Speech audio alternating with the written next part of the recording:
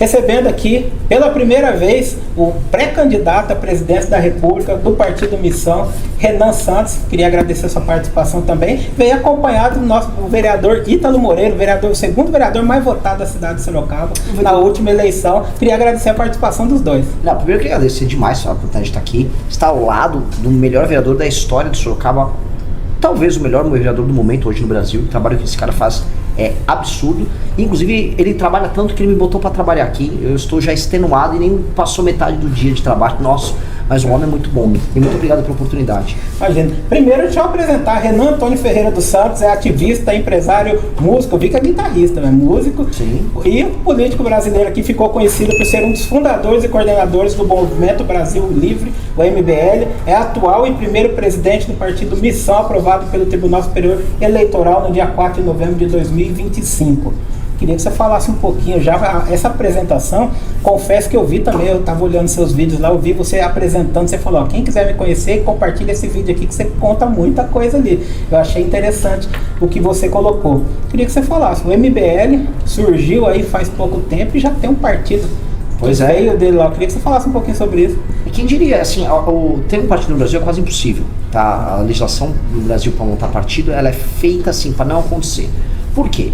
Porque quando você tem um partido e você é ladrão, como a maior parte dos partidos no Brasil, desculpa falar assim, você quer, né? Assim, o dinheiro é limitado, a roubalheira se pretende ilimitada, então quanto menos gente jogando, menos gente roubando, sobra mais dinheiro para todo mundo. Então, eles fazem ser difícil por conta disso, e não deveria ser. Eu não sou favorável à legislação brasileira para montagem de partidos. Dito isso, conseguimos montar com milhares de jovens coletando assinaturas no Brasil inteiro. A gente bateu todos os recordes, maior número de fichas coletadas, maior número de estados com validação, partido montado no tempo mais rápido, com a legislação mais difícil. E com base nisso a gente está no jogo independente, ou seja, a gente não dependeu de doações de empresário A, B ou C. A Marina, quando foi montar o dela, foi com uma lei muito mais fácil, e ela ainda tinha do lado dela o dono da Natura, o Guilherme Leal, que é bilionário. A gente nem teve nenhum, sei lá, um cara com umas centenas de milhares, temos doações aqui e ali, e a galera doando R$50, R$100, R$70. Com isso a gente construiu um partido muito jovem. Naturalmente esse partido não tem dinheiro, mas esse partido tem ideias próprias, ele se banca sozinho, e isso nos dá independência para poder participar das eleições este ano e falar o que a gente pensa, sem precisar ficar pedindo pinico para ninguém. Certo. Você falou aí eu estava olhando os seus vídeos lá, eu acompanho vocês, que eu ia falar que eu acompanho você, não é de agora, não, que eu acompanhei para ver, já acompanho você há algum tempo e verifico, e você sempre está indo, o pessoal do MBL ali, a população mais jovem, o pessoal mais jovem que sempre está engajado ali, eu sempre gosto de falar que quando eu achei estranho, quando começou o pessoal do PT, do Lula, ir atrás dos jovens. Será que foi por causa do MBL? Viu que estava dando certo? Foi, porque acontece o seguinte, as pesquisas mostram que a geração Z, ela foi mais à direita.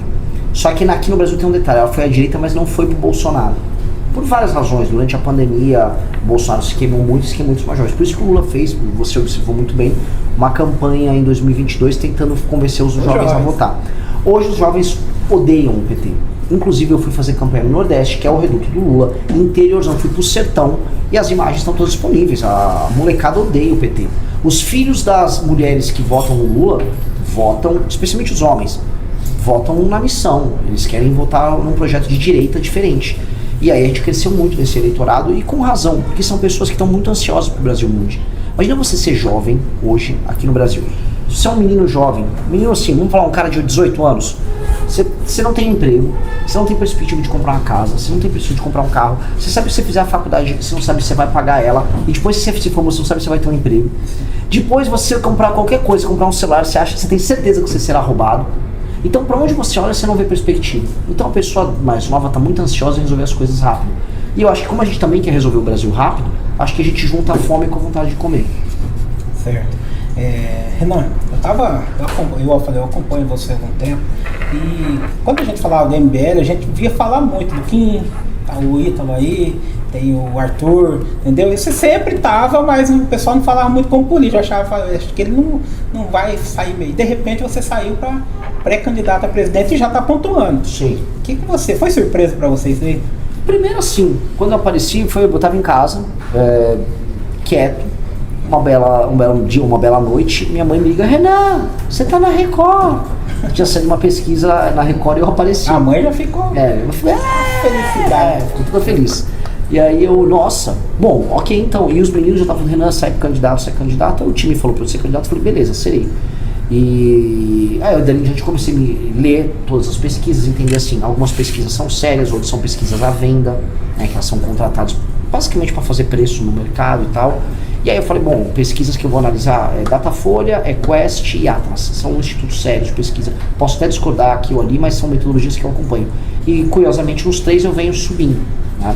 Eu tenho que acelerar essa subida porque eu tenho um objetivo claro e cristalino para todo mundo que nos acompanha. Eu preciso até o final de julho chegar a 10%. Chegando a 10%, eu tenho certeza que eu derroto o Flávio Bolsonaro e vou para o segundo turno contra o Lula.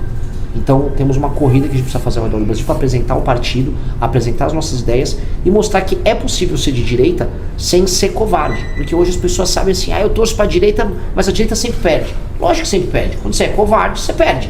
E aí nós estamos provando que é possível ser de direita, não ser desonesto, não ter rabo preso com ninguém e ser corajoso. Certo. Quando hoje eu falo que tem muita briga de torcida, virou briga de torcida isso. Ou você é Lula ou você é Bolsonaro. Quando vê lá que o Renan fala, o Renan ele é de um grupo de direita, o pessoal já fala, é bolsonarista. O que você fala, você é bolsonarista? Não, nunca fui. O que você acha do Bolsonaro? O Bolsonaro, eu acho ele o seguinte, se você chamar o Bolsonaro para um churrasco, vai ser divertidíssimo, vai fazer boas piadas. Acho que se você chamar o Bolsonaro para assistir um jogo de futebol, vai ser uma delícia. É um cara engraçado, eu já dormi na casa do Bolsonaro, já conversei com ele, sujeito engraçado, mas nada além disso. Assim, vamos supor que você precisa fazer uma cirurgia no filho teu. Você tem um médico que é sério, ele é chato, mas ele é muito bom. E tem outro médico que é mais ou menos, ele é muito engraçado. Você prefere chamar o mais ou menos engraçado ou muito bom e sério? Provavelmente muito bom e sério. Por que na hora de votar as pessoas querem o mais ou menos mais engraçado? Aí o mais ou menos engraçado é o Lula e o mais ou menos engraçado é o Bolsonaro. A gente tem que entender que assim, o Brasil tem problemas muito sérios. O Brasil é muito pobre. O Brasil está ficando para trás em termos de tecnologia. O Brasil está muito inseguro. O crime organizado manda no Brasil. E, cara, não vai ser com um cara que fala armas, que é o Bolsonaro, e só fala certas coisas. Ou o Lula que fala, pega uma cachaçinha, uma picanha, que você vai resolver. Não adianta eles serem simpáticos e carismáticos. Os nossos problemas não demandam carisma, eles demandam coragem e competência. Infelizmente, nenhum deles tem nem coragem nem competência, mas eles têm carisma de sobra. E aí, né, o Brasil tem que escolher. Se o Brasil quiser ser um país de gente carismática, mas que é assaltado no farol, cara, tem vários candidatos carismáticos. Se o Brasil quer matar o bandido que tá te assaltando, tem um cara mal-humorado pra cuidar disso. É isso. Certo. Eu queria que você falasse um pouquinho do Lula. O que você acha do Lula? Porque eu falei agora, perguntei o que você acha do Bolsonaro, você já deu, eu queria que você falasse um pouquinho do Lula. Hoje o Bolsonaro todo mundo sabe que está preso, e o Lula já foi preso e sai. Então fica aí. Cada um já tem um para falar que foi preso. Queria Exato. Que você falasse dos dois, queria que você falasse do Lula agora. O Lula, se você chamar para um churrasco e quiser dar risada, você vai dar risada com o Lula. Se você quiser assistir um jogo de futebol e dar risada, você vai dar risada com o Lula. A diferença é que o Lula provavelmente vai pagar o churrasco e vai pagar o jogo de futebol, porque o Lula, né, de acordo com o que a gente sabe dos escândalos que envolvem o PT, o Lula fez fortuna, fez zilhões com toda essa história, e basta ver agora o Lulinha, o filho dele, envolvido no escândalo do INSS. O Lula é essa figura. O Lula não tem condições de administrar o Brasil, tanto que ninguém sabe exatamente o que o Lula está fazendo nesse governo. O Lula tá show. Mas qual o projeto do Lula? Ninguém sabe. O Lula na eleição de 22 não apresentou um plano de governo. Até o final da eleição de 22, o Lula nem sequer apresentou quem seria o ministro da Fazenda dele. Ele falou assim, dá um cheque em branco pra mim, lá garantia sou eu. Famosa, né? Joga no peito do pai. Aí veio um governo ruim. O que o Lula fez? Ele ficou falando de picanha, depois ele se elegeu, taxou, e agora no final ele tá dando vale gás e energia elétrica de graça. É isso. Eis o governo do Lula. Pô, isso não dá pra falar que é um governo sério. Eu ia até perguntar isso pra você. Primeiro eu queria que você falasse um pouquinho das torcidas, porque hoje eu tenho até os grupos, no grupo de comunicação, que são 3 jornais, cada um tem seu grupo lá, o pessoal fica debatendo, é torcida. É Lula e Bolsonaro, não adianta tudo que o outro... Pode um fazer uma coisa boa, o outro vai criticar, não adianta, virou briga de torcida. Você acha que tá isso mesmo, uma briga de torcida que aconteceu? Eu até falo porque tá chato demais, eu falo, tá chato, qualquer coisa que você fala, eu posso falar porque eu sou o que mais apoio aqui. Se eu chamar alguém do PT para entrevistar, o pessoal da direita cai matando, manda inbox, briga, xinga, mesma coisa do outro lado. Se eu chamar alguém do PL aqui, o pessoal do PT vem, briga, xinga, então todo dia tem alguém me xingando, já acostumei. Então eu queria que você falasse, ficou chato desse jeito? É que ficou, mais do que já ficou burro, né? Ficou burro, porque eu não vejo nenhum deles trazendo argumentos racionais para defender o político. Imagina uma pessoa hoje tem que defender o Lula para reeleição. O Brasil está crescendo menos que a Argentina. A gente fazia piada que a Argentina estava quebrada, mas o Brasil cresce menos que a Argentina. O Brasil, a tributação, a taxação está altíssima. O juros no Brasil está 15% na Selic. Se você for pegar um empréstimo para comprar qualquer coisa, é um inferno. Ele aumentou mais imposto agora para comprar um celular vai ficar 25% mais caro. O cara é uma máquina de taxar. Diz que o Brasil melhorou, mas precisa ficar dando botijão de gás para as pessoas. Ora, como é que se diz que um país melhora se as pessoas não conseguem pagar pelo próprio gás ou pela própria energia elétrica? Ou seja, sem gás e energia elétrica, a pessoa não consegue cozinhar. Então, o que o Lula está mostrando na prática é que ele é um governante ruim. Então, ninguém petista, racionalmente, tem condição de defender o Lula. Aí vai vir o fundo do Bolsonaro. Como é que ele defende o Flávio Bolsonaro? Não, o Flávio Bolsonaro fez o quê? Eu pergunto, o que o Flávio Bolsonaro fez? Como senador, ele ajudou a destruir a Operação Lava Jato. Como senador, ele ajudou a desarticular a CPI da Lava Toga. Como senador, ele votou por privilégios. Como senador, ele ajudou a colocar os indicados pelo Lula no STF. Alguém conhece um trabalho sério do Flávio? O trabalho que ele fazia na LERJ no Rio de Janeiro era rachadinha e dar prêmio para miliciano. Não, você falar do Adriano Nóbrega, né? Lógico. O Adriano Nóbrega, assim, ele simplesmente tinha a esposa e a mãe trabalhavam no gabinete do Flávio Bolsonaro, que era um líder da facção criminosa, e a maior prova que o cara era bandido, que ele foi morto pela polícia. Foi trocar tiro com a polícia matou ele. Exato. Então o cara morreu com tiro da polícia. Não, e que é engraçado que os caras falam que não, o Adriano não era legal, ele era de direita. Era de direita, ele morreu trocando tiro com a polícia. É um bandido. E esse é o problema. Então, você chamar esses caras ficam se matando em grupos de WhatsApp. Seu comunista, faz o L agora, cadê a picanha? E o outro, olha aí, o rachador, não sei o que. Tá, ok. Algum de vocês tem um plano para melhorar o Brasil? Só para saber. Ninguém tem. Aí aquele silêncio no grupo. Só para saber, qual é o projeto de vocês? Ninguém sabe nada. O Flávio agora, será que conhece você? O Flávio sempre conheceu. O Flávio não governou. Ele quis falar que não conhecia. Lógico, né? O Flávio, ele tentou vir falar comigo durante o governo do pai dele, que ele queria basicamente calar a gente de alguma maneira. O Flávio, durante o impeachment da Dilma, ele também veio tentar falar com a gente para subir do nosso caminhão de som. Os irmãos do Flávio me conhecem, a família toda me conhece. Ele tá falando desse tipinho porque o Flávio, ele precisa que minha candidatura não exista. Por quê? Porque eu sou o único dos outros pré-candidatos, tirando ele e o Lula, que fala que ele é corrupto. Um exemplo, o Zema e o Ratinho, esses outros caras, eu acho uma vergonha, eles são governadores de estado, tem até uma outra coisa para apresentar em termos de entrega, mas não tem coragem de falar em público que esses caras são ladrões. Então, naturalmente, esses aí, eles são tipo puxa-saco do Flávio. O Flávio, beleza, ele conhece bem. Comigo, ele, assim, eu sou muito inconveniente, porque eu não posso assistir, porque eu vou falar na cara dele, nos debates, que ele é ladrão, assim como eu vou falar pro Lula que o Lula é ladrão. Então ele tem que, de alguma maneira, tirar a gente do jogo. Tanto que, já está rodando o zum na internet, aparentemente ele vai mandar emissários. Na verdade ele já mandou emissários para conversar com pessoas, com amigos em comum, com propostas que nunca serão aceitas. Isso eu já posso adiantar aqui. Certo. Tem bastante coisa pra gente falar hoje, até vi se a agenda estiver apertada, a assessoria já me avisa, já me aperta aqui. Mas eu queria que você falasse um pouquinho do Ítalo também. O Ítalo tem um trabalho bom aqui na cidade de Sorocaba, foi reeleito como o segundo mais votado aqui da cidade e está acompanhando você aqui hoje. Queria que você falasse, conhece o trabalho do Ítalo aqui, acompanha o trabalho dele aqui na cidade? Não, nunca conheci, não conheço esse homem, né? Nunca ouvi falar dele. O Ítalo é um dos primeiros fundadores de núcleos locais do MBL na virada de 2014 para 2015. Ou seja, é um dos primeiros líderes do MBL quando o MBL foi fundado. Quando o MBL era um escritóriozinho no centro de São Paulo, ele confiou na gente. Foi uma grande liderança no impeachment da Dilma, um grande organizador de manifestações naquele período. Já era uma pessoa muito inteligente, muito leal.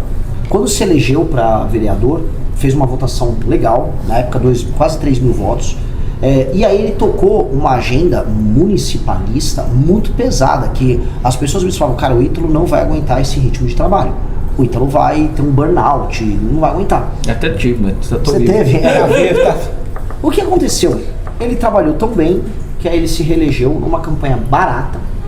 Ele tinha, comparado com outros nomes, poucos seguidores em rede social, mas mesmo assim fez os conteúdos e ficava na rua conversando com as pessoas. Resultado, foi o segundo vereador mais votado da cidade. Eu falava que tinha até mais de um Ítalo, porque todo semáforo que você passava, ele estava distribuindo. É a terceira rádio. Terceira rádio. É que eu panfletei todo mundo. Que falam isso. Todo mundo. Você passava na rua direto, todo dia você via. E não só eleição, né? Porque todo ano eu panfleto os semáforos para prestar contas. Eu faço um jornalzinho, né? Inclusive, sempre tem umas materiazinhas do Zenorte, que a gente saiu, mais produtivo, qualitativo, várias os trabalhos que saíram. E aí eu vou panfletando, prestar contas e chamo o pessoal para um evento. Inclusive, esse ano vai ser em 18 de maio, que vai ser a nossa prestação de contas, lá no Sorocaba Clube, 19 horas. E todo ano eu faço isso. Então, por isso que muitas vezes o cara me vê. Né? Não só na eleição, mas fora. Mas na época da eleição, até falando, nós até brincava com ele, falava isso, você fica tanto no sol que quando chegar na urna, você vai estar, no final da eleição, moreno, você vai estar bem queimadinho, vão achar estranho a sua foto da urna, mas ele fica. Vamos falar que ele tá de blackface, né? Os caras falam. Não, e foi engraçado que o último dia de eleição até teve uma foto minha, sua e do meu irmão. Lembra que você bateu num carro? Foi. Ficou legal aquela foto. Eu guardei ela de lembrança. Então isso daí, o Ítalo tá aqui. Você acompanha o trabalho do Ítalo, você acompanha também o que está acontecendo na cidade de Sorocaba. Queria que você falasse qual conhecimento você tem, conhece o prefeito que está atual agora, o Fernando, o Manga que foi afastado. Dá uma visão geral, o que você tem de Sorocaba? Você tem certeza? Pode, fica à vontade. Você tem certeza? Tá bom. Fica à vontade. O que eu posso falar assim, Sorocaba é uma das cidades mais importantes do estado de São Paulo e não é, tipo, ele vai em todas as cidades e fala isso. Não é. Sorocaba faz parte do polo de expansão bandeirante e tropeiro de São Paulo. Não só por terra, mas por rio. E então o processo de colonização do Brasil passou por Sorocaba. Boa parte dos bandeirantes que colonizaram, por exemplo, Goiás, são na verdade sorocabanos. Sim, o irmão do Baltazar Fernandes fundou Cuiabá. Bem lembrado. Ele, né? E fora que o caminho do Piabiru passa aqui. Sim. Eu tô aqui com um homem que sabe tudo. E o que acontece? Aí, ó, só pra fazer coisa. O primeiro forno de ferro das Américas, em 1590, que o Afonso Sardinho de Souza implantou, foi em Sorocaba. Porque Sorocaba sempre teve muito ferro, não é? Começaram a fazer o Morro Ipanema. Sim. E aí eles começaram já a extrair ferro daqui há muito tempo. Então Sorocaba já é uma cidade especial há muito tempo. Aí você soma o fato dela ter sido industrializado no século XIX, antes de várias outras regiões do estado de São Paulo. E ela se tornou depois uma cidade que tem agricultura, serviço, indústria, comércio, ou seja, uma cidade completa.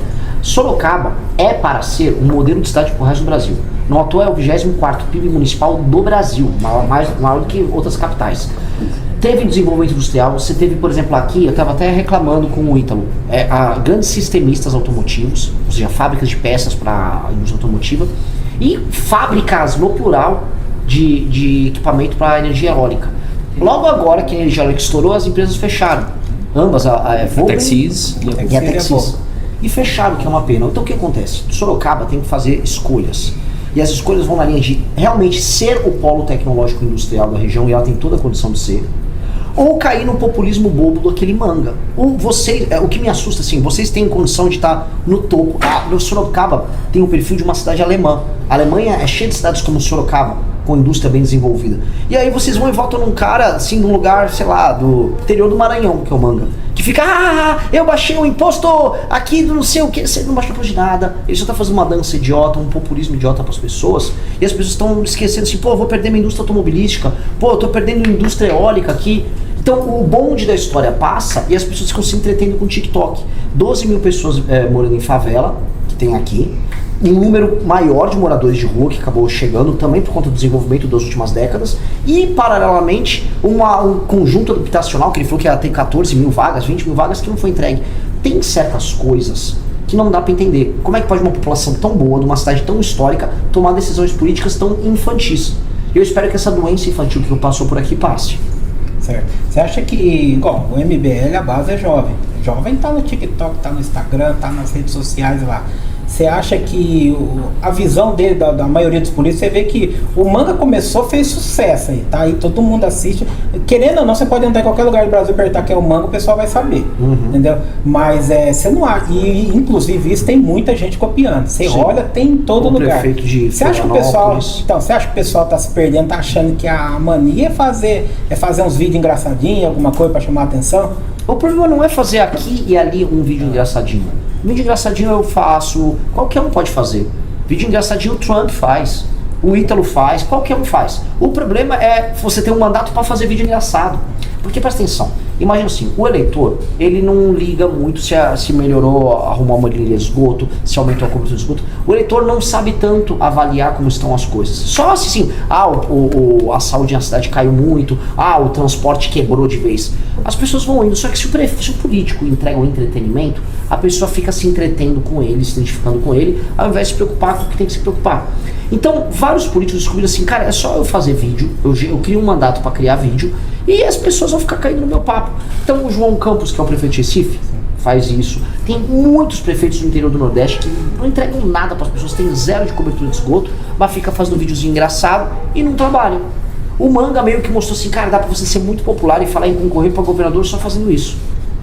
Eu acho muito complicado. E eu tô falando aqui, mesmo ele afastado, mesmo comprovadamente ele estando num escândalo de corrupção na área de saúde, com envolvimento de igreja, a mulher dele meteu igreja no meio, as pessoas ainda gostam dele.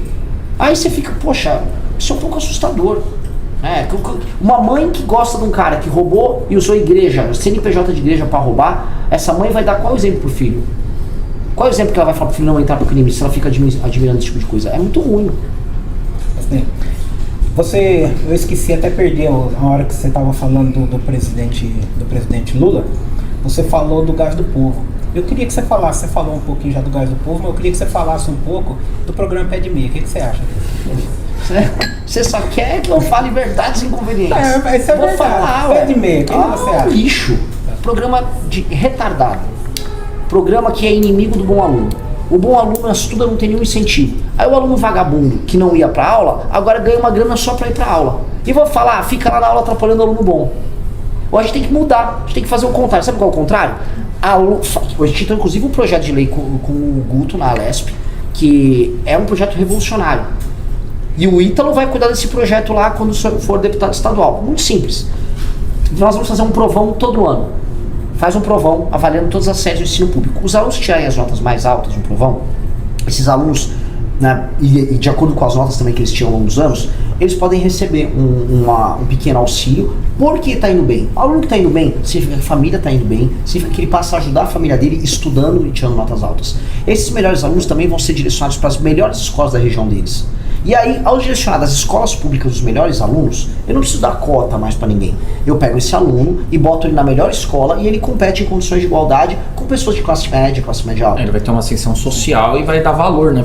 Porque assim, querendo é um investimento, né? Não adianta você colocar em dinheiro para quem não dá valor, ele simplesmente vai jogar no lixo. Não é uma baita política? Sim, é meritocracia. Exato, é meritocracia, em vez de pé de meia. Ah, não, dá uma grana aí, por quê? Porque sim.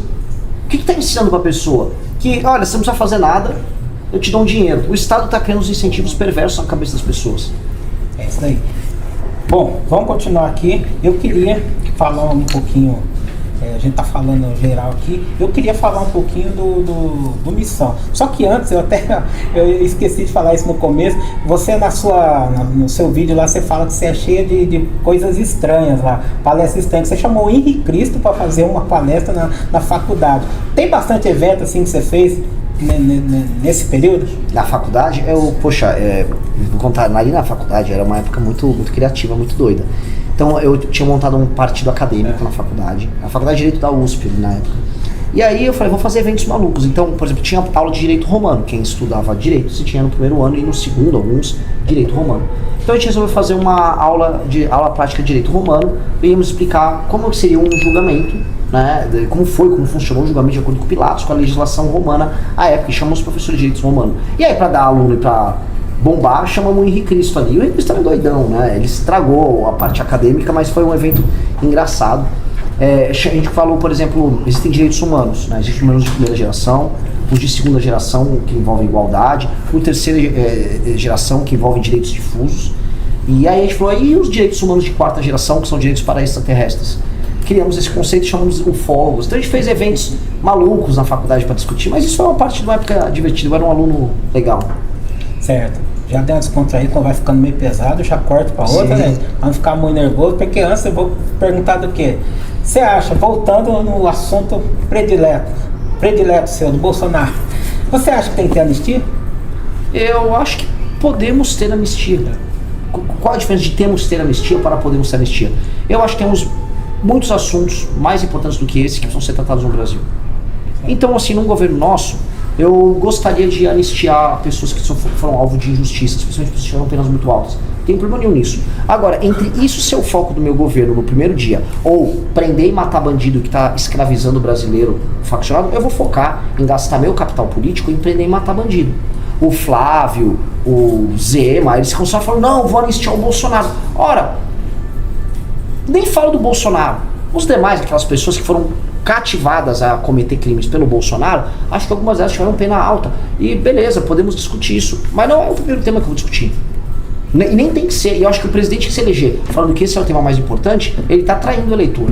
Porque mais do que ter algumas pessoas que eram fãs do Bolsonaro sendo presas injustamente, vocês têm 23 milhões de brasileiros hoje que vivem sob o comando do crime organizado. O que é muito pior do que estar numa cadeia. Você viver numa área controlada pela favela, você sabe que sua filha, se for bonita, pode cair nos gostos de um traficante e ele simplesmente obrigar ela a ter relações com ele. Você sabe que você não tem o direito à própria casa, quem define isso é o traficante. Isso é muito pior. Só que, por curiosidade, eu não vejo esses bolsonaristas preocupados com essas pessoas. Eles não ligam pra isso. Eles simplesmente falam de outros assuntos. Certo. E eu falo desse assunto, porque esse é um assunto que de verdade que é importante para 23 milhões de pessoas. Certo. Eu estava verificando lá do Partido Missão, tem 7 propostas, que a primeira lá é guerra contra o crime organizado. E aí você fala abertamente lá que deveria matar ali as lideranças das organizações criminosas do Brasil. Queria que você falasse sobre essa sua proposta, é isso mesmo? Eu gostaria de matar eles, de verdade, eles têm que morrer. Eu acho que não tem salvação para um cara, por exemplo, que ordenou direto ou indiretamente a morte de milhares de brasileiros nos últimos anos. Só para você entender, morrem 30 a 40 mil brasileiros todos os anos. Isso varia, isso vai flutuando, e outros tantos são desaparecidos. O desaparecido acaba quase sempre caindo na estatística do morto, depois de alguns anos. Pois bem, se você olhar, grande parte dessas mortes são causadas por conflitos entre facções. Ou seja, todo dia morre alguém no Brasil por ordem ou intermédio de uma liderança faccionada. Eu não quero recuperar esses caras. Eu acho o seguinte, nós temos que entrar nas favelas e em todos os lugares, inclusive nas cadeias, ocupadas por eles, e que lugares que eles estejam ordenando e utilizando aquele espaço como uma espécie de quartel-general do crime, e entrar em combate com eles. Se o cara se entregar totalmente, de maneira muito submissa ao aparato estatal, à rota em São Paulo, ao BOP no Rio, beleza, ele só vai preso pro resto da vida. Legal. Agora, se ele esboçar uma reação, tirar tiros, muitos tiros no peito do cara, pro cara nunca mais respirar. É isso. Esses homens são demônios. Esses demônios já geraram muito mal. Quantas pessoas ficaram sem dormir nos últimos anos por causa desses caras? Quantas famílias não foram destruídas? Quantas pessoas não perderam um pai de família porque um vagabundo colocou uma arma na cabeça e atirou na cabeça dele? Quantas moças não ficaram traumatizadas por serem estupradas por esses traficantes? Isso acontece nas favelas todos os dias no Brasil. Essas coisas são recorrentes e a gente aceita. Nós precisamos prender. E se é possível, eu não tenho... Acho o seguinte, eu sou cristão, mas se eu for pro inferno por essas atitudes, que pelo menos, né, alguém vá pro inferno fazendo algo bom, tá? O lance é o seguinte, eu vou mandar esses caras pro julgamento final, e aí decidam se o homem, se eles antes de morrerem se arrependeram dos crimes que eles cometeram na vida deles, tá? Eu só vou acelerar o processo. Certo. Você com esse discurso, recebe muita ameaça? Pelo amor de Deus, assim, eu tô tendo que andar com segurança. Lá no Ceará, nós, durante a viagem, começamos a receber ameaças nas cidades que nós estávamos. É que a gente assume alguns riscos, né? A gente foi numa cidade chamada Santa Quitéria, que é controlada pelo Comando Vermelho. O Comando Vermelho basicamente ajudou o prefeito a se eleger. E aí nós tivemos a incrível ideia de ir lá. Eu imagino, você falou que a sua mãe ficou feliz quando viu seu nome lá na Record. Uhum. E agora com esse modo de ameaça assim, imagina o desespero que fica a família nisso. Porque, querendo ou não, vai acabar respingando. Você não fica preocupado também? Fico. É a minha única preocupação. Minha mãe, meu pai, meu irmão, meu sobrinho, a esposa do meu irmão, e minha irmã e minha sobrinha. Só. São eles ali. Porque o resto, a gente tá na luta política junto e a gente sabe o risco que a gente corre. A gente escolheu correr risco, essas pessoas não escolheram. A família do Ítalo não escolheu o risco. Então por isso que é muito sujo quando atacam família. E assim, eu fico preocupado. Os meus, a gente tá aqui na rádio hoje, os meus irmãos que estão nessa guerra conosco, a gente sabe que, a gente tá pelo risco e um vai pelo outro, mas as famílias não escolhem isso, então as famílias sofrem muito.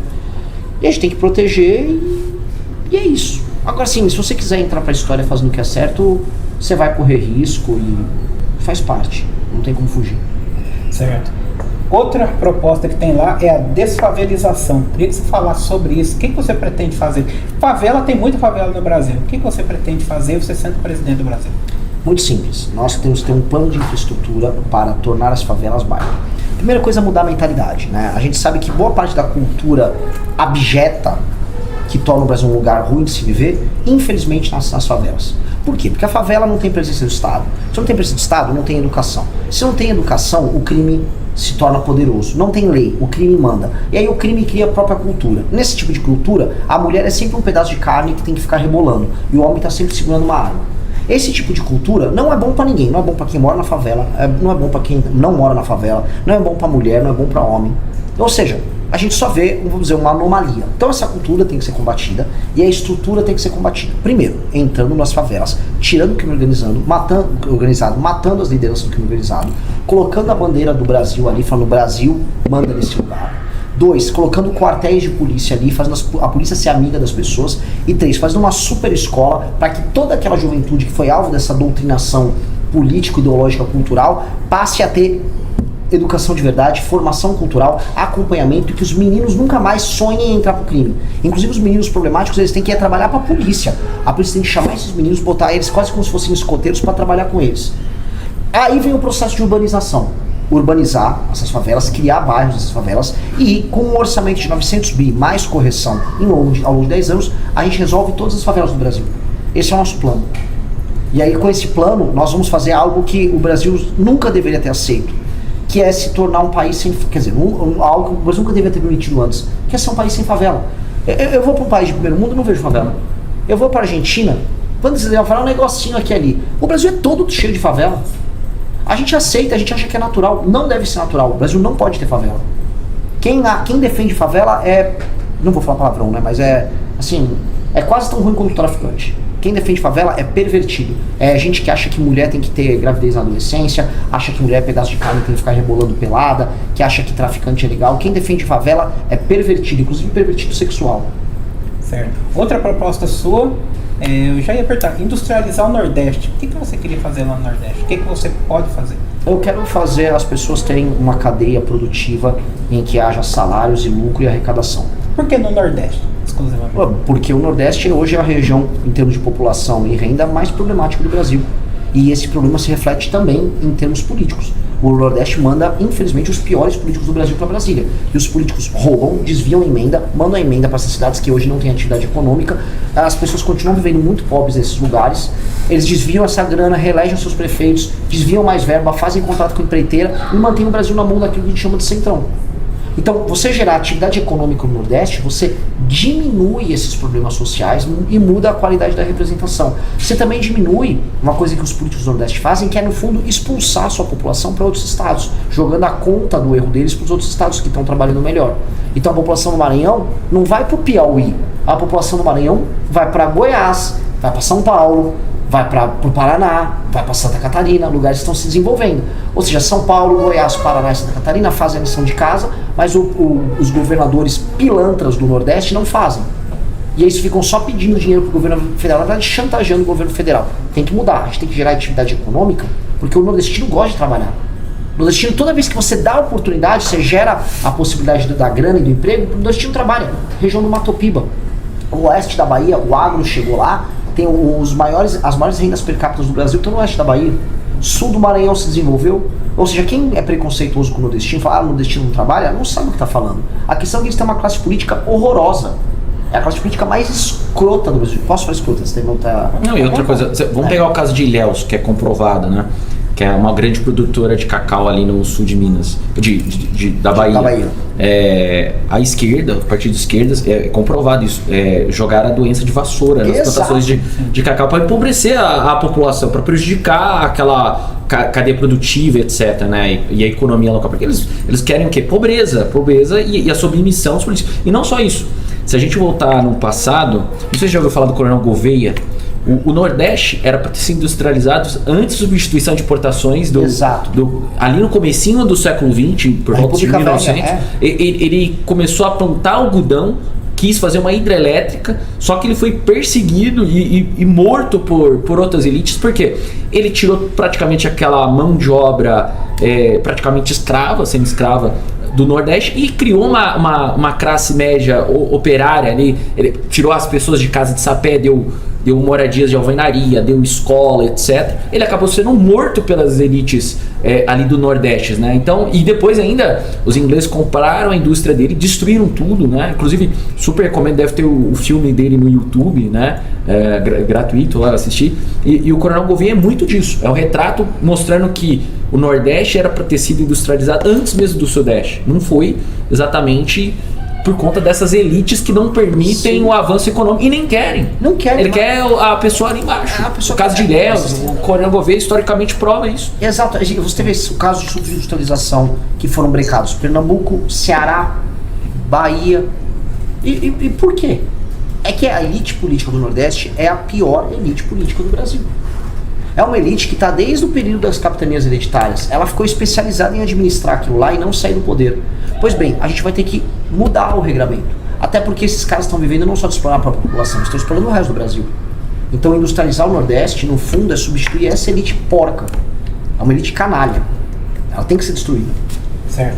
Outra proposta sua, eu vi lá, resumindo, punir o político, aquele político que tiver no comando, passou um tempo lá no governo e não melhorou nenhum índice. Essa é uma das propostas. O que você acha sobre isso? Vou pedir assim, o pessoal que está ao vivo aqui no chat, dê nota de 0 a 10 para a proposta. A proposta é muito simples. Você tem um prefeito.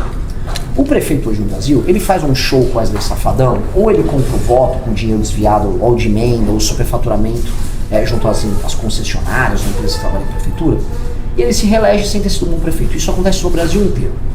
O que nós vamos fazer? Nós vamos criar índices objetivos de avaliação do prefeito. Olha, aumentou a atividade econômica na cidade, cresceu o PIB per capita da cidade. Olha, a cobertura de esgoto da cidade aumentou. Olha, o desempenho dos alunos nos provões, no SAEB, por exemplo, melhorou. Melhorou, ele vai ganhando pontos. Cumpriu com os pontos, e eu não estou nem exigindo que vire uma Noruega. Cumpriu com o básico. Beleza, concorre à reeleição, pode receber emenda, o partido dele recebe fundo partidário eleitoral. Não cumpriu nada, tipo, a cobertura de esgoto era 0 e continuou 0. Ah, é? Beleza. Você está inelegível. Porque o Estado não pode permitir que um cara que não entregou nada continue administrando aquela cidade. No Nordeste, em especial, o que acontece? Esses que são os piores prefeitos, eles se reelegem. E se reelegem, e reelegem, e reelegem. Então, ou a gente muda esse sistema e não permite que essas famílias se reelejam se não tiver uma boa administração, ou eles vão continuar roubando todos nós. É tão simples. Se o cara é de uma velha família, uma oligarquia, se o prefeito quer ser político, entrega as coisas. Até porque no TSE, quando você é candidato, você tem lá o plano de governo seu. Se você verificar aquele plano de governo lá no final de 4 anos, tem muitos que não fez nem 10%, né? Exato. Então, para se eleger, o pessoal coloca várias páginas lá. É populista, inclusive. Exato. Um cara botou nos comentários aqui, que burrice, eles vão fraudar índices. Eu não sei como você tem como fraudar a cobertura de esgoto. Tem chance. Como ele vai fraudar o provão do SAEB? Como é que vai fraudar a prova? Veja, hoje, né, as coisas, ainda mais com o uso da tecnologia da informação e com leis muito pesadas contra crimes dessa natureza, você consegue coibir.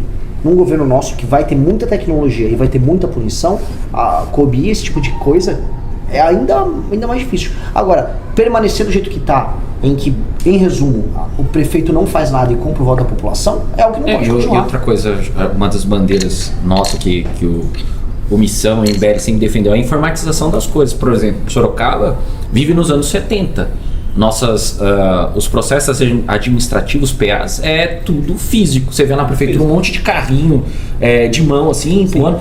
A gente está antes dos anos 70, porque nos anos 70 já tinha lá COBOL, já tinha programação. Hoje, antes mesmo da IAC, hoje a gente fala, já tinha sistemas de Big Data que consegue tomar decisão, fiscalizar, ter transparência, combater a corrupção. Então, eu acho que com a informatização, principalmente centralizada no governo federal, não tem como o cara roubar. Porque instantaneamente, por exemplo, é possível, se tudo for informatizado, a menor prefeitura possível for informatizada e tiver conexão, você consegue cruzar dado, principalmente com a inteligência artificial. Hoje a gente pega, inclusive, a gente com a IA, por exemplo, a nossa produtividade de fiscalização aumentou muito, né? Qual é a dificuldade nossa hoje? Que a maior parte dos contratos da prefeitura de Sorocaba e tudo ainda é físico. Então eu tenho que mandar um requerimento para pegar o documento original, para a gente fiscalizar, mas logicamente, mesmo manualmente, a gente conseguiu vários resultados. A gente já recuperou mais de 100 milhões de reais Sorocaba, derrubando editais superfaturados, como da Sondas MITEI, 8 milhões de reais. Recuperamos 56 milhões de reais do Fundo Nacional de Educação Perdido e vários outros editais aí. O Leandro e o Geraldinho faz ali bastante requerimento de fiscalização, a gente consegue derrubar. Mas se a gente tivesse isso informatizado, instantaneamente, coisa assim, de minutos você pegava essas coisas, né? E o cara que é corrupto, provavelmente o prefeito ou o governador seria preso, né? Porque já ia acusar ali, já ia pegar ele na hora, né? Isso é verdade. aproveitando, falando tecnologia e já mudando, já pegar um link do Ítalo. Nós tivemos, aqui em Sorocaba tem o 5G, mas graças à atuação do Ítalo, bem antes, que tinha todos os processos que tinha para ser feito, ele que fez, enquanto o pessoal estava começando a falar do 5G ainda. O homem é muito bom, né? Esse daí tem que ser justo, tem que ser justo. Que é verdade desde o início. O homem é bom. O homem é bom. Obrigado. O homem é bom. Não tem nada a dizer. O homem é bom. Eu agradeço Dá pra falar, a primeira eleição sua, quantos votos você teve? 2.866 votos. A segunda para 10 mil, então uma coisa boa foi. Obrigado. Foi bom. Não, a gente teve, inclusive agradeço o Zenorte. Cara, a gente teve dificuldade de aprovar a lei do 5G aqui. A gente passou por um voto, foi 11-9 a primeira. Quem que lutou contra isso? Melhor não comentar. E assim, a gente teve a graça de ser a primeira cidade de São Paulo a aprovar, né? E a primeira do interior, e acredito que a segunda recebeu o sinal de 5G. Inclusive o prefeito sancionou a nossa lei, no dia seguinte inaugurou uma antena de 5G, né? E além disso também a gente teve várias outras leis importantes, né? Por exemplo, nós aprovamos aqui na cidade de Sorocaba a lei de sandbox, que é uma lei que permite que as startups possam validar os produtos e serviços, que foi a primeira do estado de São Paulo. A gente até apareceu, através da Facens, a gente apareceu no maior festival de tecnologia do mundo, nos Estados Unidos, é verdade, apareceu um site deles, a minha lei, né? E por conta disso também, dessas várias leis, a gente ganhou uma medalha, o colar Embraer do governo do estado de São Paulo, né? Não foi indicação política, mas foi por mérito. E isso foi muito importante. E graças aí você fala, o que isso trouxe de prática, né, a lei do sandbox? Por exemplo, a gente tem aqui, nesse bairro mesmo, aqui no Jara, a primeira escola, não é a primeira escola pública, a primeira escola do Brasil com sala de educação metaverso, né? Inclusive parabenizar o Alex aí do Jara, né? E lá a gente tem várias outras coisas, né? De sandbox, tem robô e tudo de graça. Tudo de graça. Assim, a empresa colocou 1 ano de graça, 6 meses, e depois a gente manteve alguns projetos por emenda, né? Mas assim, foi interessante, foi de graça. Por exemplo, conseguimos sistema de, tanto com o Grupo Splice quanto com a SEG de Boa, né? Em parceria com a Associação Comercial, a gente conseguiu, por exemplo, vídeo monitoramento com inteligência artificial no centro de Sorocaba de graça. Eles colocaram lá tudo através da lei de sandbox e várias outras. A nossa lei, o Instituto Milênio fez uma pesquisa, né, mostrando que a nossa lei de liberdade econômica de Sorocaba aumentou em 5% os empregos. A gente reduziu o ISS, que é de startup, de 5% para 2%. Conseguimos trazer, por exemplo, SX Negócios, que é uma subsidiária do Santander, gerou 1.500 empregos. Então, assim, a gente foi fora a lei de transparência, outras coisas. Sabe por que o pessoal não queria muito do 5G? Porque são o pessoal mais velho, os jovens já entendem o que é. Até o pessoal entendeu o que era o 5G, aí por manias vão lá e falam não, né? Sempre tem. Então, mas é que não estava entendendo. Por isso que é bom atender os jovens aí. Foi, mas graças a Deus aprovamos, né? Mas também muito por conta do apoio da imprensa, né? Foi muito importante. O Zenorte fez uma matéria antes, né? E depois isso ajudou a gente, porque aí criou uma pressão popular, então... Graças a Deus, por conta disso, a gente conseguiu aprovar. Senão, acho que... O Zenorte é muito bom, né? Temos uma sabatina aqui, o cara fez pesquisa sobre pré-campanha. Outra história, conversa assim. É verdade, é muito bom mesmo. Bom, primeiro, pra gente colocar aqui mais uma das propostas suas aqui, fusão de municípios. Eu queria que você falasse um pouquinho sobre isso. Eu nasci numa cidade que tem, agora deve ter 30 mil habitantes lá, mas em volta tinha cidade muito menor ainda e tem muita cidade pequena. Eu queria que você falasse qual que é a sua intenção, essa sua ideia de fazer fusão de municípios, por que isso? Primeira coisa eu vou falar para as pessoas, que as pessoas se confundem, o que não é fusão de município. Teve uma pessoa que falou, o que, Renan, você vai acabar com 2 mil municípios? Você vai passar um trator na minha cidade? Eu falei, não, sua cidade vai existir, sua rua vai estar lá, sua casa vai estar lá, a padaria vai estar lá. O que vai acontecer? Municípios de 2 a 3 mil habitantes que não tem condição de se pagar, que aí eu vou dar um exemplo, existem mini municípios de 5 mil habitantes que tem uma baita arrecadação. Tipo Santa Rita de Sapucaí, Minas, que é o Vale do Silício Tropeiro. O empregador é a prefeitura. Exatamente, é que assim, a gente tem mais de 5 mil municípios, tem municípios que dependem extremamente da União, né? E esse tem municípios que não. É o caso de Santa Rita de Sapucaí, uma cidade pequena que paga a conta. Por exemplo, na região metropolitana de Sorocaba, né, a gente tem, por exemplo, cidades pequenas que geram receita, por exemplo, Tapiraí, uma cidade que consegue ali se manter. Então o que acontece? Cidades pequenas que não conseguem se manter, mas que são obrigadas a ter 9 vereadores, prefeito, todo um sistema de fiscalização, tudo que custa muito, deixa de ter todo esse aparato burocrático, junta com outras cidades, aí tem só um prefeito e 9 vereadores, não para 3 mil pessoas, mas para 30, 50, 60 mil pessoas. E mais, esses prefeitos todos vão ter que trabalhar com aqueles indicadores que eu falei, de desempenho, para todo mundo. Aí o Estado fica mais barato. Você gasta menos com emenda, você gasta menos com funcionário público, que no fundo é cupincha do prefeito, gasta menos com político, sobra mais dinheiro pro Brasil todo, fica mais fácil de direcionar investimento para essas cidades, fica mais fácil fiscalizar, fica tudo mais fácil. Não é melhor? Bem melhor. Não tem motivo de não ser assim. Você sabe quem não vai gostar? A família política dona desses pequenos municípios. Essas famílias vão reclamar, mas aí é do jogo, né? Quem pode mais chora menos. Toda cidade pequena tem a família tradicional. Todo mundo sabe. Todo mundo sabe. Todo mundo sabe. Verdade, sabe que só muda ali rapidinho, mas na verdade é o dono da cidade. É o dono da cidade. Vou falar a verdade, muita gente fala isso, mas na hora que eu escutei essa sua fusão de municípios, eu lembrei, porque eu conheço muita cidade pequena e sempre tem 2 sobrenomes ali que comanda mais ou menos a cidade. Então, realmente e assim, não só a gente tem alguns casos, por exemplo, eu nasci no Grajaú, tava até comentando com o Renan, né? É uma periferia de São Paulo, um distrito, né, com 500 mil habitantes, tem uma população muito grande. E é um lugar pobre, porque não tem oportunidade nenhuma. Não existe uma universidade pública naquele lugar, não tem uma FATEC, não tem uma Unesp, não tem, sei lá, um parque tecnológico, não tem oportunidade de emprego. O cara tem que pegar um ônibus ali de 2-3 horas, se quiser estudar, para sair de lá, para ir para outro lugar, né? Inclusive, um dos motivos da minha migração para Sorocaba foi isso. Eu passei, porque a FATEC mais perto, a FATEC não, a ETEC, eu passei no vestibulinho da ETEC, né? A ETEC mais perto da minha casa, eu tinha que pegar um ônibus de 2 horas para ir, para voltar, e aí em detalhe, eu precisava trabalhar para ajudar na renda da minha família, para custear aquilo.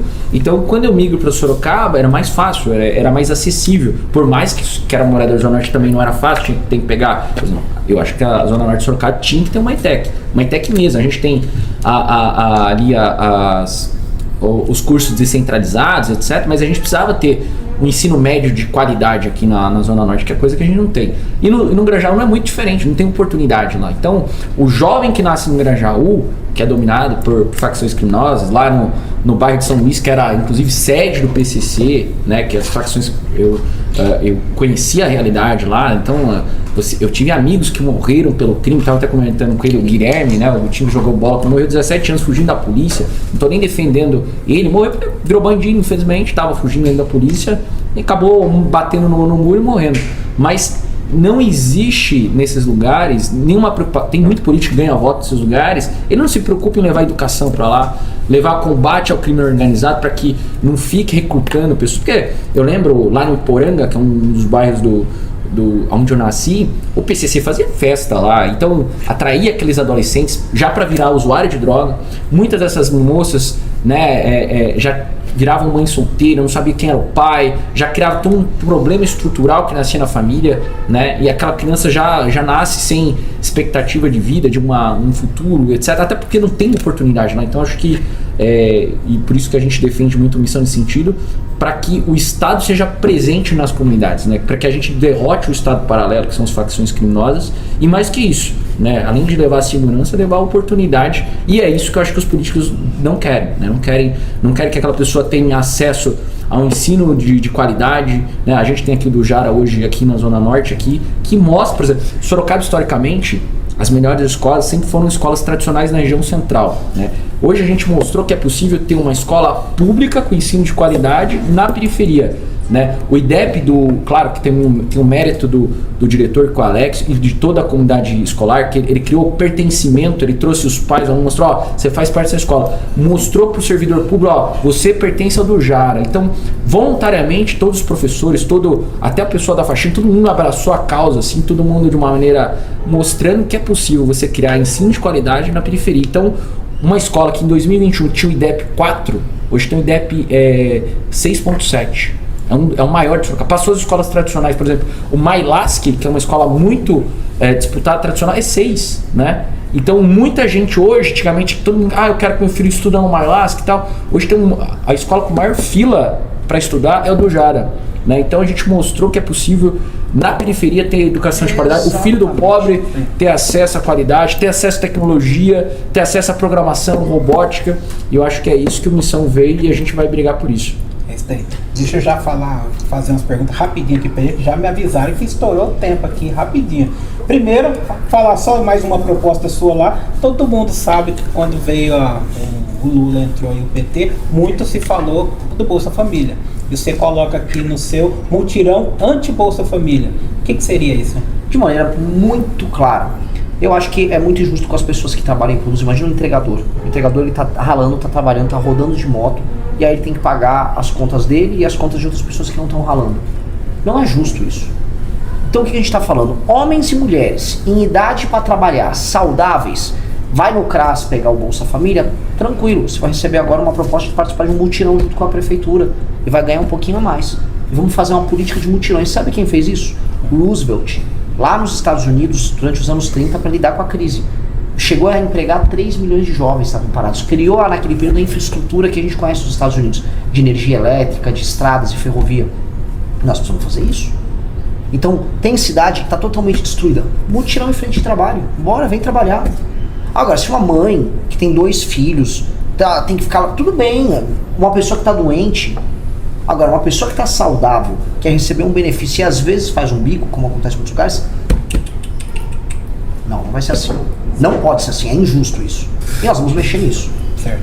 O que está todo mundo falando desde o ano passado, isso aí, escala 6x1. Qual que é a sua opinião? Minha opinião é que isso é uma loucura. Essa proposta que é uma proposta que veio da Erika Hilton, é uma insanidade, vai quebrar um monte de comerciante e não vai gerar mais emprego. Tem um monte de gente que está caindo. Assim, se aparece para você e fala, eu vou te dar um bilhete premiado, tá? Você vai trabalhar menos, você vai ganhar mais. Aí você, que legal. O cara desconfia de quem te oferecer isso. Essa pessoa tá te dando um golpe. Tá? Quem te oferece facilidade assim, em geral tá mentindo. Ainda te aparece a Erika Hilton, que é uma supermodelo, uma mulher linda, alta, né, daquele jeito. Ela aparece com essa proposta, tinha que desconfiar, certo? Aparece ela com o Lula te oferecendo isso, tinha que desconfiar 3 vezes mais. E você tem que desconfiar porque é mentira. Você vai reduzir a carga de trabalho e achar que as pessoas vão continuar ganhando o mesmo salário. É mentira.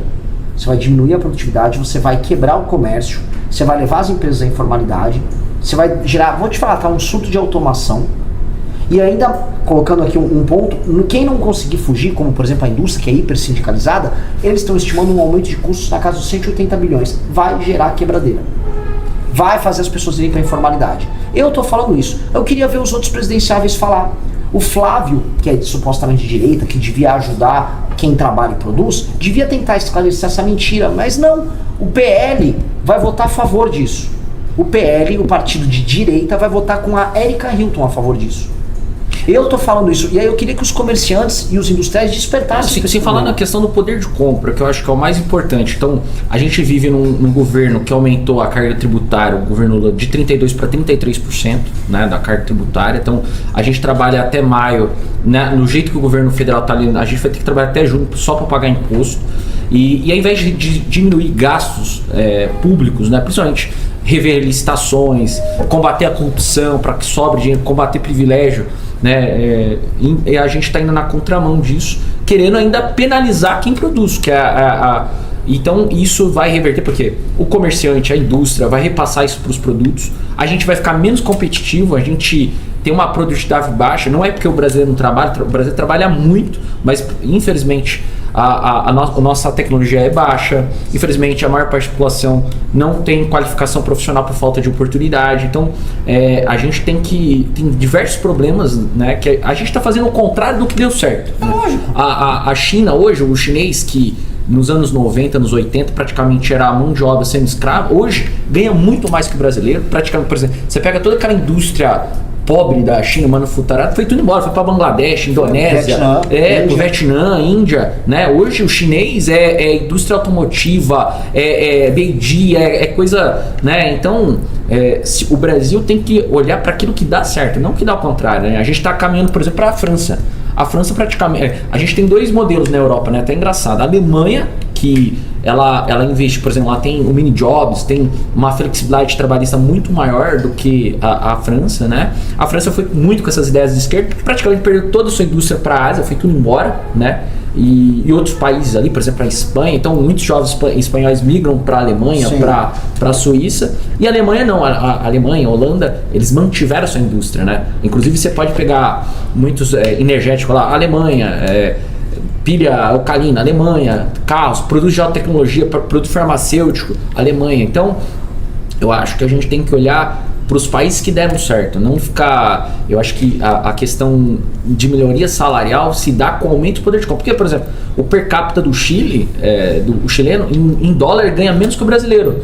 Porém, o poder de compra dele, a taxa Gini dele é muito maior que a gente. Maior. Então ele ganhando menos, ele consegue ter uma qualidade de vida muito maior, ele consegue ter acesso a bens e serviços que o brasileiro, infelizmente, não tem, mesmo tendo um per capita maior. Então, o problema é você aumentar o poder de compra do brasileiro. E aumentando o poder de compra, naturalmente, você diminui a carga. E outra também, a própria questão da nossa lei trabalhista, ela é muito rígida, ela não permite novos modelos de trabalho. Por exemplo, tem empresas, por exemplo, lá fora, que tem uma flexibilidade muito menor. O cara trabalha por produção, etc, né? E ele trabalha menos em carga horária, mas ele entrega resultado. Infelizmente, aqui no Brasil ainda a gente vive numa mentalidade dos anos 30, anos 40, né? Que veio a Carta de Lavoro lá do fascista que o Getúlio Vargas copiou, né?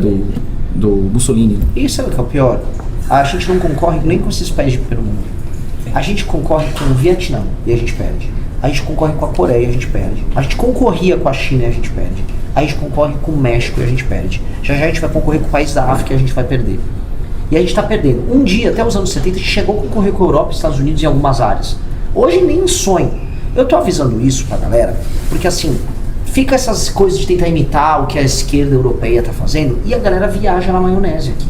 Os nossos concorrentes diretos no terceiro mundo trabalham mais que os brasileiros e eles trabalham melhor. Eles trabalham mais, ou seja, uma pessoa na Coreia, nem que na Coreia é o primeiro mundo hoje, uma pessoa no Vietnã, uma pessoa na China, trabalha mais do que o brasileiro.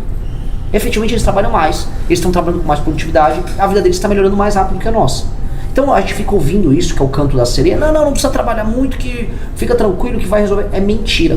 Ou igual aquela ideia também assim, o Brasil é um país rico, basta dividir, é mentira. Se dividir toda a riqueza do Brasil para todos os brasileiros, a nossa renda é, sei lá, menor que a do Irã, que tá tomando bomba na cabeça agora. Você pega, acho que a Apple, se você pegar as ações dela, vale toda mais do que a Bovespa.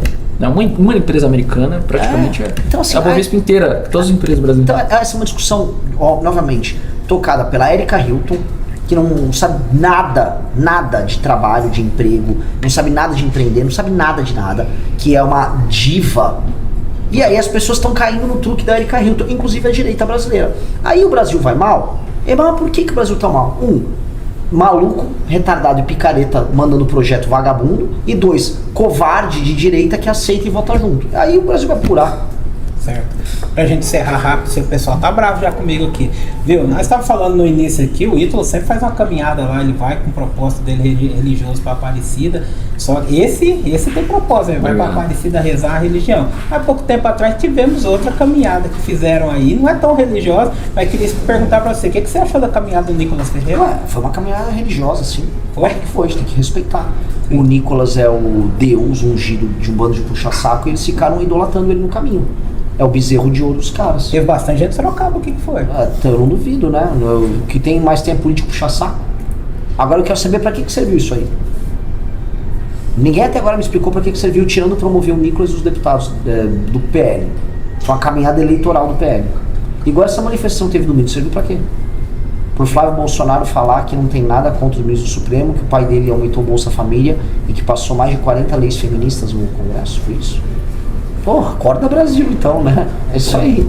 É a esquerda aí, vamos pegar a esquerda aí. Esse cara é um enganador de quinta. Mas o Brasil adora enganador. Tá sempre procurando o próximo. Certo. Ô, Renan, aliás, o Nicolas que pegou carona com o jatinho do Vorcaro, né? Ele fez um vídeo e falou, eu não sabia, o Vorcaro é só um dos donos, sei. Vamos lá, né? As coincidências, né? Que coincidência que a igreja que o Nicolas frequentava em Minas, que é a Lagoinha, que coincidência, veja só, ela é a igreja que o Fabiano Zettel, que é um dos donos do Banco Master, dono secreto ali junto com o Vorcaro, era pastor. Que coincidência que o Henrique Vorcaro, o pai do Daniel Vorcaro, dava igreja para Lagoinha, dava dinheiro para Lagoinha. Que coincidência que a Lagoinha montou uma fintech e tinha uma operação similar à do esquema do INSS. Que, assim, tantas coincidências acontecem aí. A Bela Falcone, a influenciadora, amiga e sócia foi sócia do Fabiano Zettel, que tá no escândalo do Banco Master, e a amicíssima do Nicolas. E aí que coincidência também que ele vai andar no avião do Vorcaro. Tanto jatinho pra andar no Brasil, tinha que ser o do Vorcaro. Mas é coincidência, galera, isso é implicância. Eu sou comunista, tá falando isso. Certo. Pra encerrar, o que o pessoal, o que pode esperar do partido Missão agora nas eleições de 2026? Trabalho, honestidade, proposta corajosa. Trabalho como um cara desse. Assim, trabalhe como o Ítalo Moreira, seja corajoso como a Wanda Vettorazzo e seja criativo como o Renan Santos. É isso que é o Partido Missão. É isso aí. Não, obrigado, viu? Obrigado mais uma vez aqui. Obrigado, Ítalo, também pela participação aqui. Deixar aberto aqui os microfones quando estiver passando em Sorocaba aqui. Vem aqui direto falar aqui para nossa população, pessoal da Zona Norte, não só da Zona Norte, toda a região. Agradeço mais uma vez a participação. Viu? Maravilhoso, te agradeço demais. Excelente entrevista. Parabéns. Fez pesquisa. Entrevistador que faz pesquisa tem que ser parabenizado. É isso aí. Obrigado. Ítalo, obrigado. Eu que agradeço de Norte aí, os internautas, e coloco aí minha disposição sempre da população. É isso aí. Então, partido Missão. Não pode falar número ainda, né?